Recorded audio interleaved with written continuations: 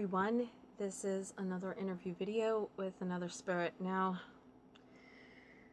this spirit is going to be a lot different than the normal spirits that I have up here. This spirit is actually infamous. Now, normally I do not put infamous spirits, notorious spirits, or even famous spirits up on the auction block, so to speak. Most of them want to stay here, and originally this spirit had thought about staying here, but given this spirit's past, not only in life but also in death, and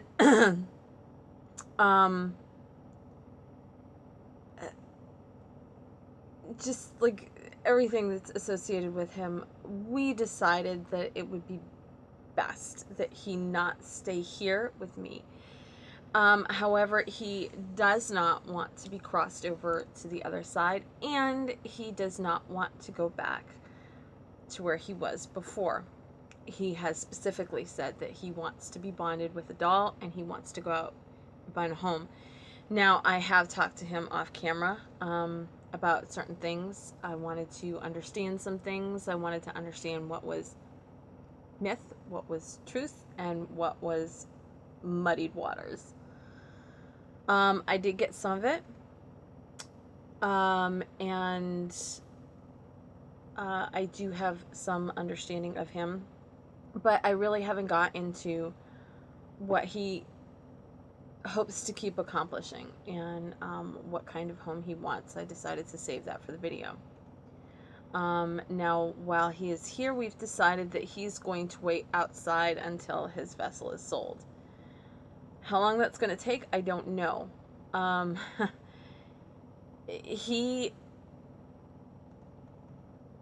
warned him. It may not be in his best interest, necessarily, for him to be bonded to a doll and go out, simply because of who he is. A lot of it would be, you know, name recognition, and people might assume certain things. But he has decided that that is what he wants to do, and if that's what he wants to do, then that is what we will do.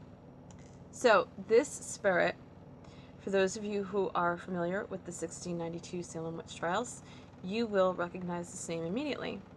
This spirit's name is Giles Corey. Giles Corey is the only human being in the history of the United States to be pressed to death in a legal proceeding. Now, what happened? The backstory on this. What happened is,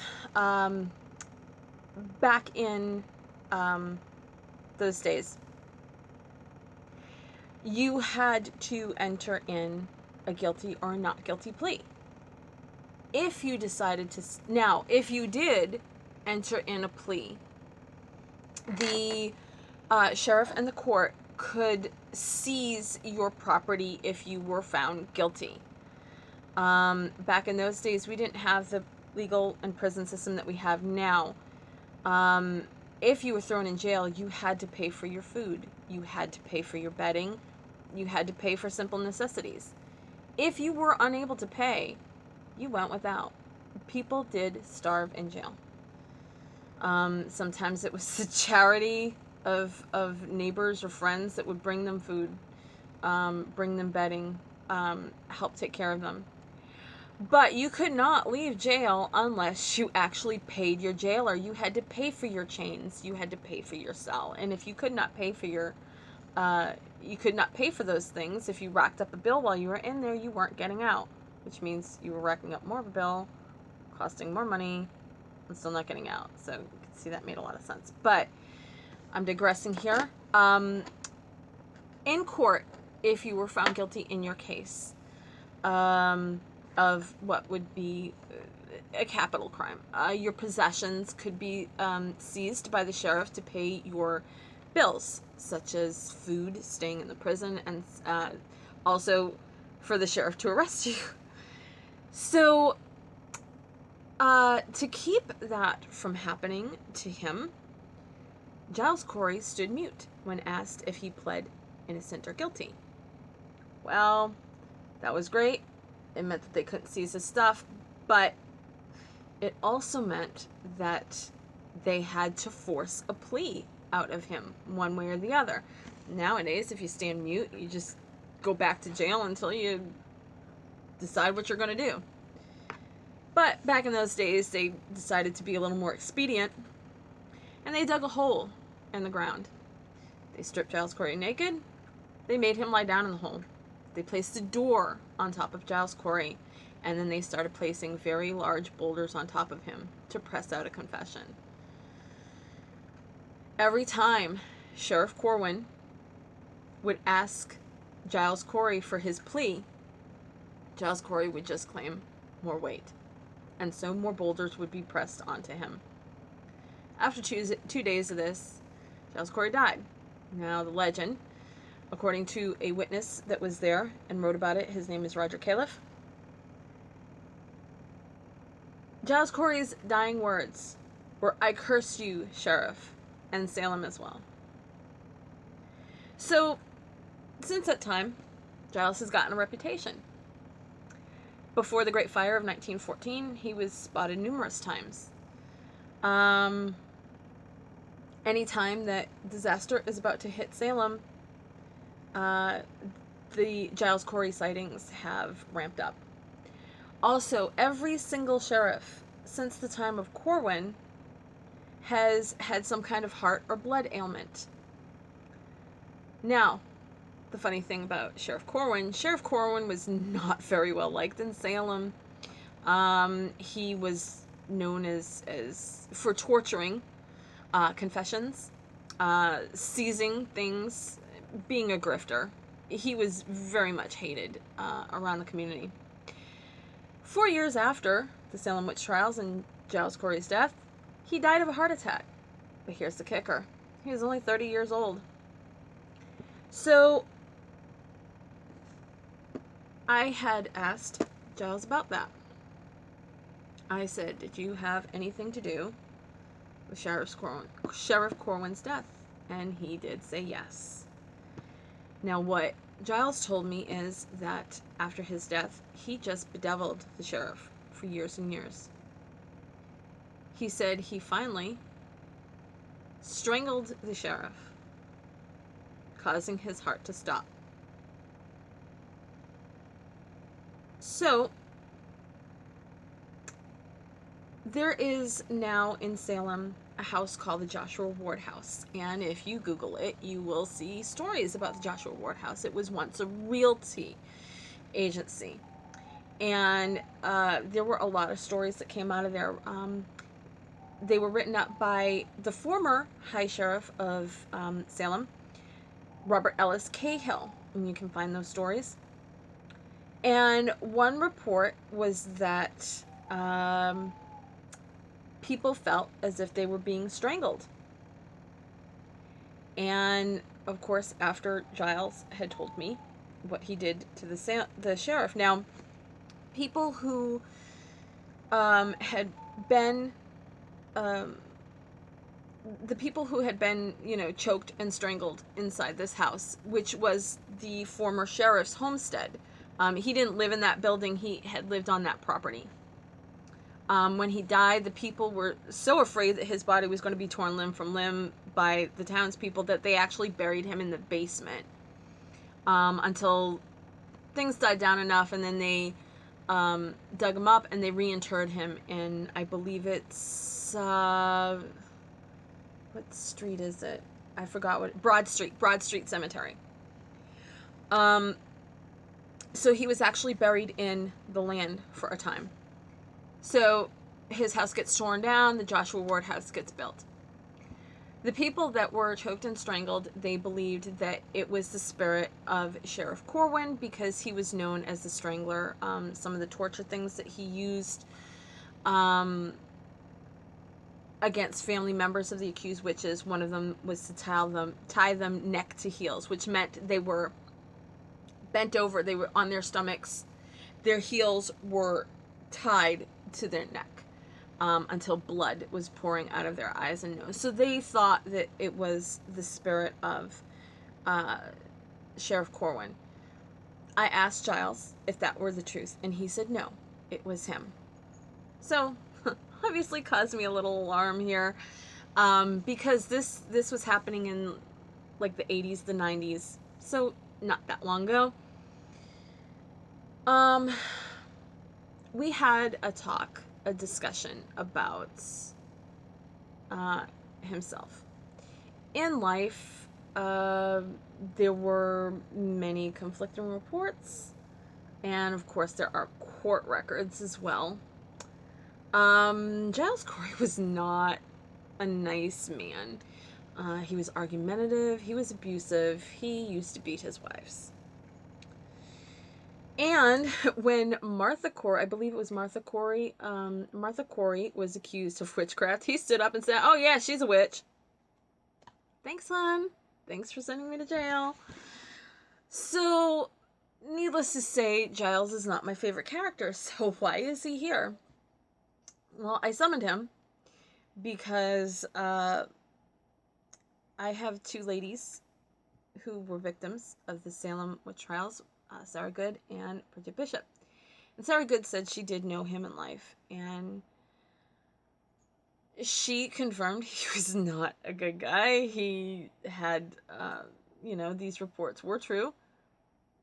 And I asked her, I said, "You sure you want me to bring him here?" And she said, if you can help him, you should help him because it's the right thing to do. Really hard to argue with somebody when they're making sense. Even if he wasn't a nice guy in life, his death was kind of gruesome, so that kind of tipped the scales for me. So I brought him here and I talked to him. And he says that he is not the same as he was. He says that he is looking to be more peaceful, that he does want to find a home. He is not happy skulking around the Howard Street Cemetery.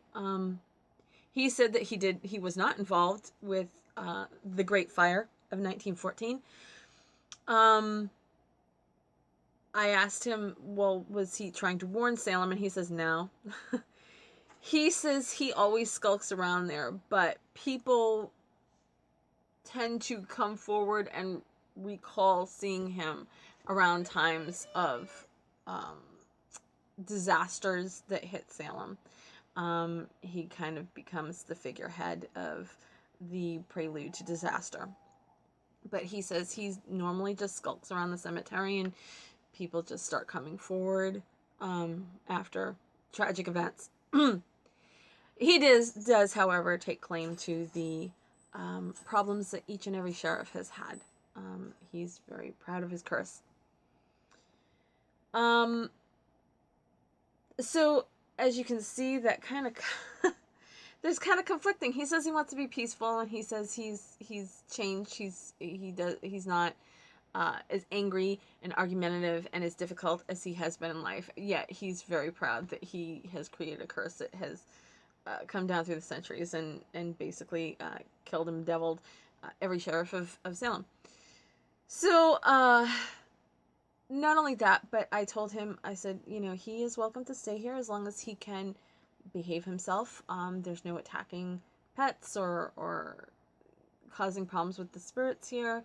And there's definitely no attacking me, because attacking me is literally a fatal mistake for any spirit. And he decided it would probably be in his best interest to find someplace else to go, because he can't promise to be on his best behavior at all times, which I thank him for his honesty. At least he is honest about that. But that is something that you definitely need to be aware of. Now,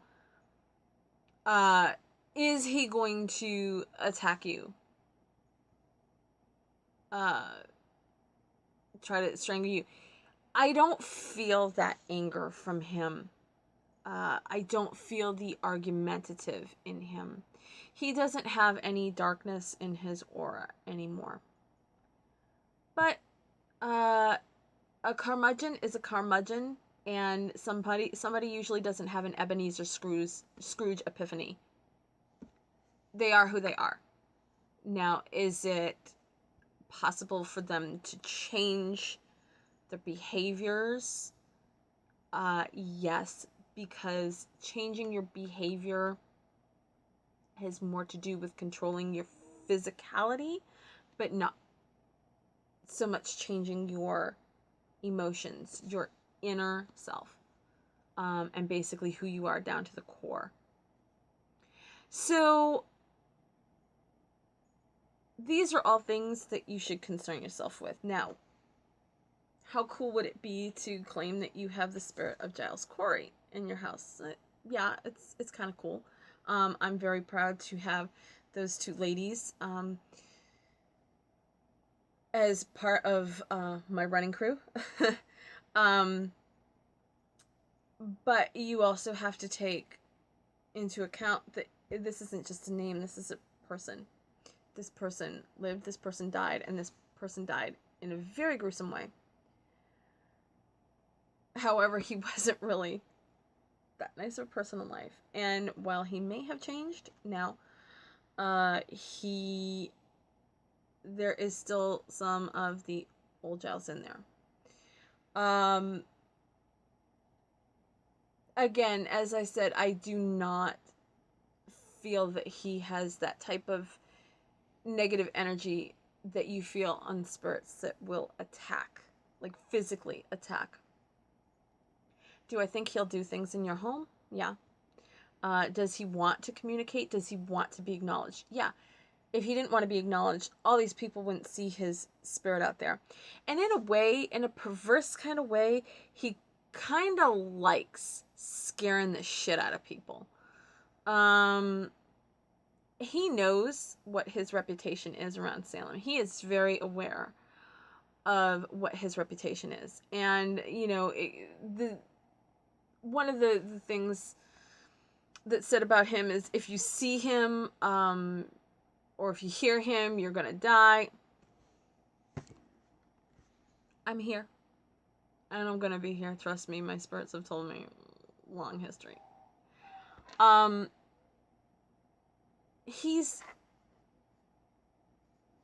Does he have the ability to kill? Yeah, he has done it, but that was literally a blood grudge. If he doesn't like you, you might feel some things if he doesn't like you.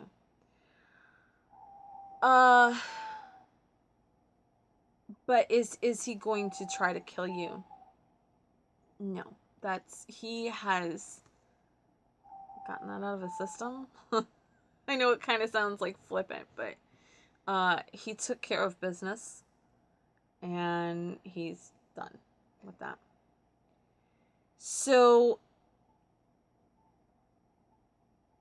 at the moment, I'm going to kind of turn this over to Giles, and I am going to let him present himself and what he would like to say.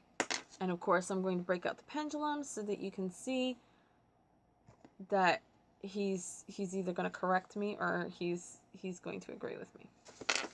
So I'm going to push this back a little bit. Make sure there's no dog back there. Okay, so Giles, come on over here. Push this back a little bit more. Okay. So Giles, now you really need to be honest on this video. And if you're not honest, I'm going to call you on it. And you know that. So I want you to either confirm or deny what I'm saying. Now, have you gotten attacking people out of your system completely? Okay.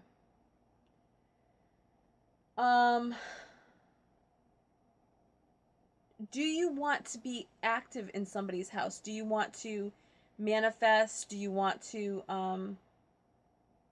move things around? Make noises, talk? Okay.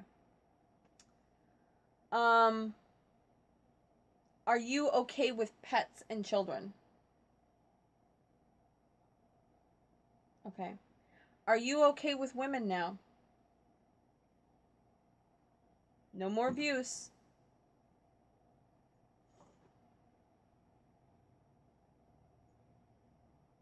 So you're not gonna hit anybody, choke anybody. You're not gonna man, woman, child, beast. You're done with that.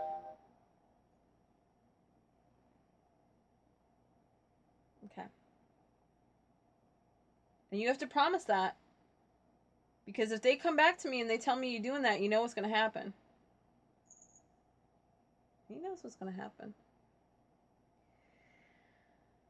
So, Giles, what kind of home are you looking for? What do you I mean, cuz I know you're sick of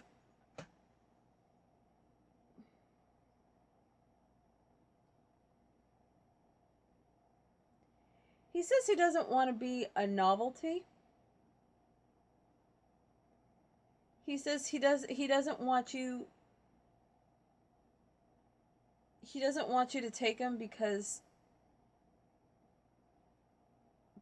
you know you like a Halloween type thing. That's what he's saying, like a Halloween type thing. I'm not a Halloween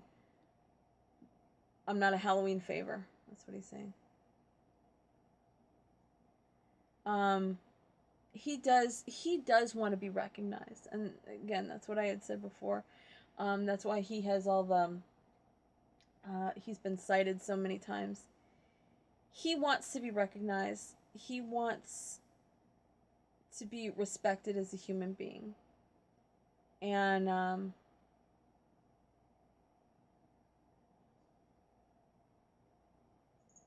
he says he realizes, you know, I mean, he's had centuries to think about it, but he says he realizes now what an awful person he had been in life. And this is something that he had said to me off camera, that he has changed his ways, and he does want to be more peaceful. But again, he does want to be recognized as a human being, and he wants to be a part of somebody's home and a part of somebody's life. And he wants you to be okay that, you know, you might see him and that you might hear him and that he might do things. He does have a bit of mischief in him. Yeah, you do. He does like to play jokes. He is a prankster. He wasn't like this in life. This has only happened since, yeah, see, he wasn't like this in life. In life, he was just, he was like energy draining in life. But he gets such a kick out of seeing people scream and run away. I know you do. He gets the biggest kick out of that. I know what he's thinking. I know what he's thinking. You know, somebody who invites their friends over because they have Giles Corey, and you know they're waiting, and he'll just scare the living shit, make everybody run out of the house, just scare.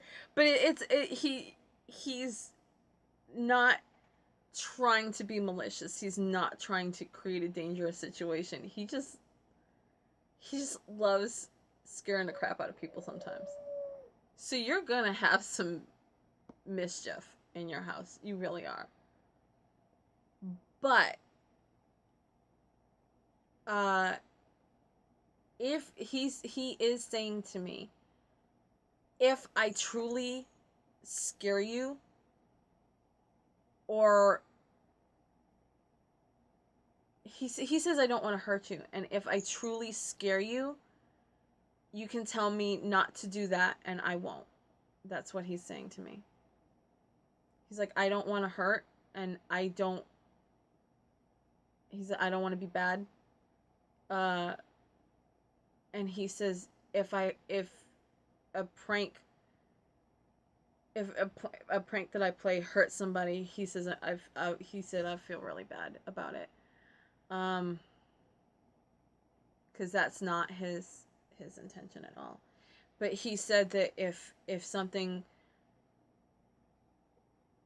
if something really bothers you, if he did something and you're bothered by it, and you tell him that, he will never do it again.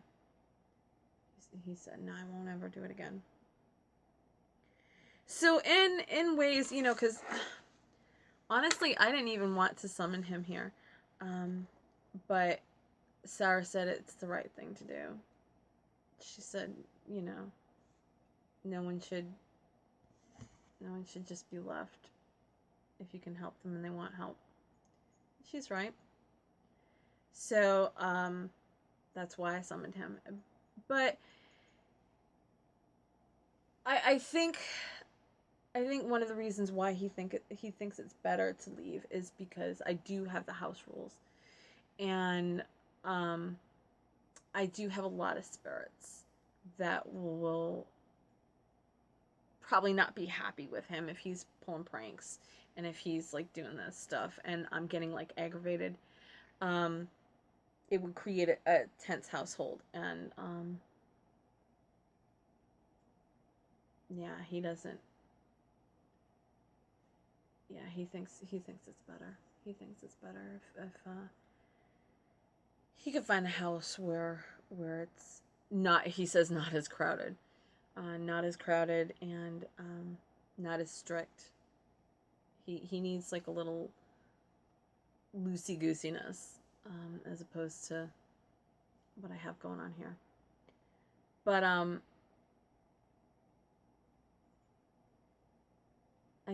think that's it. I don't think. Giles, did you have anything else that you wanted to say? No? Did I cover everything for you? Okay. I guess that's it. So, of course, as I said, he is infamous. You can Google him and all his stories. Giles Corey, Salem, Massachusetts. And you can read more about it. I'm pretty sure I got all the facts straight. I am, as I said, I am a Salem witch. I grew up in Boston, was in Salem every weekend. I know a lot about the Salem Witch Trials. And I am pretty sure I pegged everything on him. If I got something wrong and you see something that I said that's wrong, please correct me down below. But yeah, that's it for here. So, this is probably only a one-time deal, having like any famous, infamous spirit up on my site. So, Giles will be picking out a vessel, and I will edit this, and we will get Giles up for bids on eBay, and his auction link is in the box below. So, I will see you next time. Thanks for watching.